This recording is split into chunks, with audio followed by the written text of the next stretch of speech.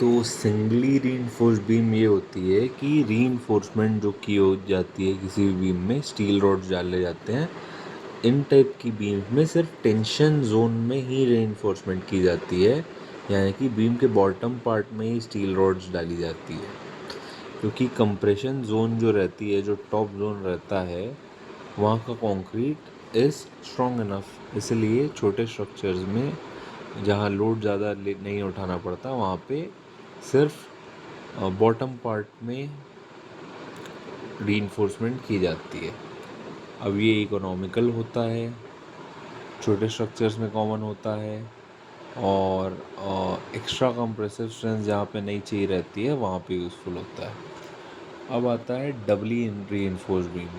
यहाँ पे रीइंफोर्समेंट जो रहती है वो टेंशन जोन में, मतलब बॉटम पार्ट में भी की जाती है, और कंप्रेशन जोन यानी कि टॉप पार्ट में भी की जाती है।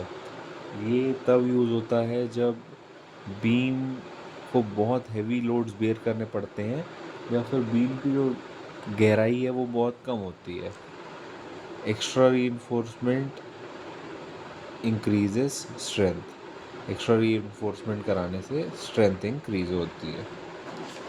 ये हो गया सिंगली रीइंफोर्स और doubly reinforce beam. Singly reinforce, doubly reinforce call section भी ये डेफिनेशंस हैं।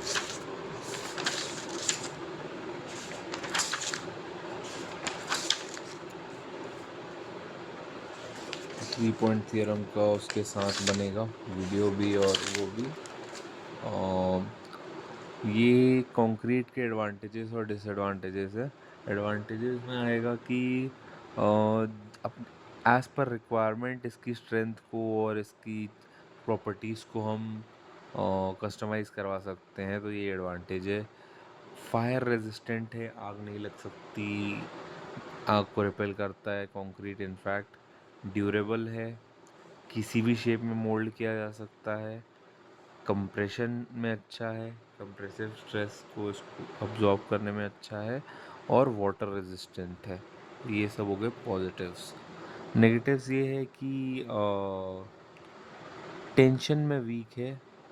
अगर टेंसाइल स्ट्रेंथ अप्लाई की जाए तो क्रैक्स डेवलप कर लेगा। नेचर इसका ब्रिटल होता है, ये भी एक कंसर्न है। ओवरऑल जो स्ट्रक्चर का वेट है वो काफ़ी हद तक ये बढ़ा देता है, डेड वेट बहुत ज़्यादा कर देता है स्ट्रक्चर का। हाँ, केमिकल अटैक के बहुत ज़्यादा प्रोन है कंक्रीट। बहुत इजीली अटैक किया जा सकता है सल्फर और दूसरी केमिकल्स द्वारा। और सस्टेन लोड्स, यानी कि काफ़ी लंबे समय तक एक टाइप का लोड्स अगर पड़ता रहे तो परमानेंट डिफॉर्मेशन के लिए लीड कर सकता है। अब आते हैं अपन टेस्ट ऑफ कंक्रीट के लिए। तो कुछ टेस्ट होती है जिसके लिए, जो कंक्रीट के लिए की जाती है, वो दिखा दे रहे हैं। टेंसाइल स्ट्रेंथ टेस्ट, ये टेस्ट क्यों की जाती है? ये कंक्रीट की टेंसाइल स्ट्रेंथ नापने के लिए की जाती है। ये दो तीन तरीक़ों से हो सकती है। पहला है फ्लेक्सुरल टेंसाइल स्ट्रेंथ टेस्ट। इसमें क्या होता है कि ये चेक करता है कि कितना ज़्यादा बेंडिंग और फ्लेक्सिंग कंक्रीट ले सकता है जब तक कि वो क्रैक या ब्रेक ना हो जाए। मतलब बेसिकली ये मान लीजिए कंक्रीट स्लैब है, दो सपोर्ट के ऊपर इसको रखा, और इधर एक दो पॉइंट से प्रेशर लगाया गया, एक दो पॉइंट से फोर्स लगाया गया। फोर्स तब तक लगाया जाएगा जब तक ये टूटता नहीं, क्रैक नहीं होता है। तो इसका वही है कि कितना झेल सकता है ये बिफोर ब्रेकिंग और क्रैकिंग। तो इस तरीके से फ्लेक्सुरल टेंसाइल स्ट्रेंथ होता है, स्ट्रेंथ टेस्ट होता है। अब दूसरा टेस्ट होता है स्प्लिटिंग सिलेंड्रिकल टेस्ट। बेसिकली ये भी टेंसाइल स्ट्रेंथ नापने के लिए किया जाता है। इसमें एक कंक्रीट का सिलेंडर बनाया जाता है, और उसको अलोंग द लेंथ उस पर वज़न डाला जाता है। अब इससे होता ये है कि जो ये कंक्रीट का सिलेंडर है, ये बीच से ऐसे दो हिस्सों में टूट जाता है। तो कितना फोर्स लगता है इसको ऐसे डिफॉर्म होने में, उससे हमें पता चलता है कि टेंसाइल स्ट्रेंथ उसका कितना है उस पर्टिकुलर कंक्रीट का। अगला आता है स्लम्प कोन टेस्ट। अब स्लम्प कोन टेस्ट अपने को किया जाता है वर्केबिलिटी चेक करने के लिए।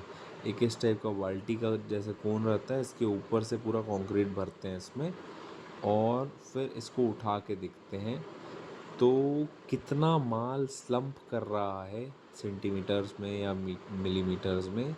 उससे हमें पता चलता है कंक्रीट की वर्केबिलिटी के बारे में कि कितना आसान है कितना मुश्किल है उससे वर्क करना। अगला है कॉम्पैक्शन फैक्टर टेस्ट। ये भी वर्केबिलिटी के लिए ही होता है, टेस्ट करने के लिए, पर ये प्रिसाइजली होता है बहुत लो वर्केबिलिटी जो कंक्रीट होती है उसको टेस्ट करने के लिए। ये दो हॉपर्स से कंक्रीट को पास किया जाता है, फिर फाइनली एक सिलेंडर में भरा जाता है।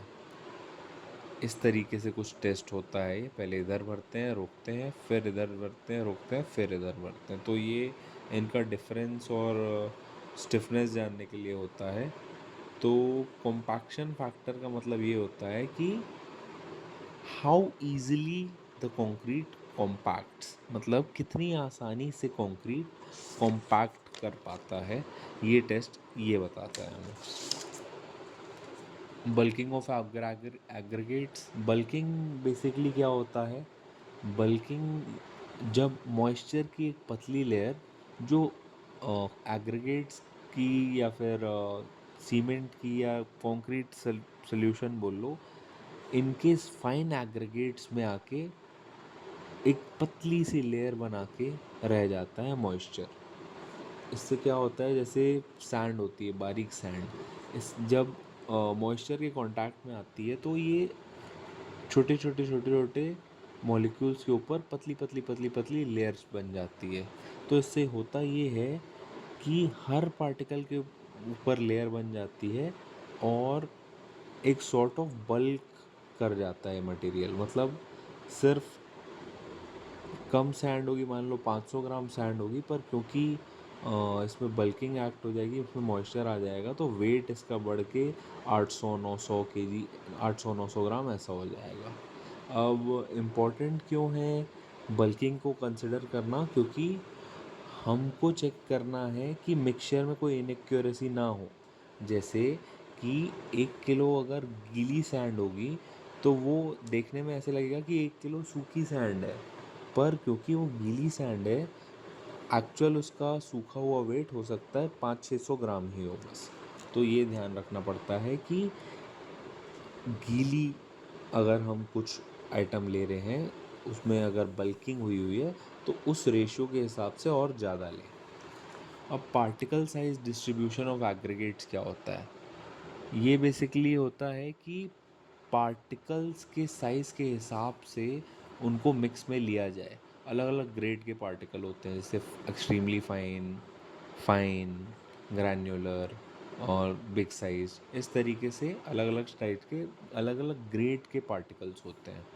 तो इनको सीव के थ्रू मेजर किया जाता है। पहले तो छन्नियाँ होती है अलग अलग साइज़ की, उसके उसके थ्रू मेजर किया जाता है कि कौन सा पार्टिकल कौन से साइज़ का है, और इस तरीके से फिर सॉर्ट किया जाता है और फिर मिक्स किया जाता है। अब सही तरीके से मिक्स करना ज़रूरी इसलिए है क्योंकि ये बहुत रिज़ल्ट्स को इम्प्रूव करता है, बहुत अच्छा रिज़ल्ट देता है अगर सही तरीके से मिक्स किया जाए तो। और अगर ये सही तरीके से मिक्स नहीं किया गया तो ये इश्यूज़ क्रिएट कर सकता है और it can lead to cracking और दूसरी तरीके से डैमेज कर सकता है कंक्रीट को। 3 टाइप की ग्रेडिंग हो सकती है, जैसे वेल ग्रेडेड, मतलब हर साइज़ का अच्छा मिक्स है तो ये वेरी गुड है। गैप ग्रेडेड, ये कुछ साइजेस को छोड़ के बाकी वेल ग्रेडेड रहता है, कुछ साइजेस इसमें नहीं रहती है, किसी स्पेसिफिक रीजंस के कारण होता है ये। तो ये दूसरा हो गया। अब ये होता है यूनिफॉर्मली ग्रेडेड। यूनिफॉर्मली ग्रेडेड मतलब एक साइज़ का ज़्यादातर इसमें वो रहता है, ज़्यादातर एक साइज़ के ही रहता है, तो ये बहुत यूज़फुल नहीं है, बहुत कारगर नहीं होता।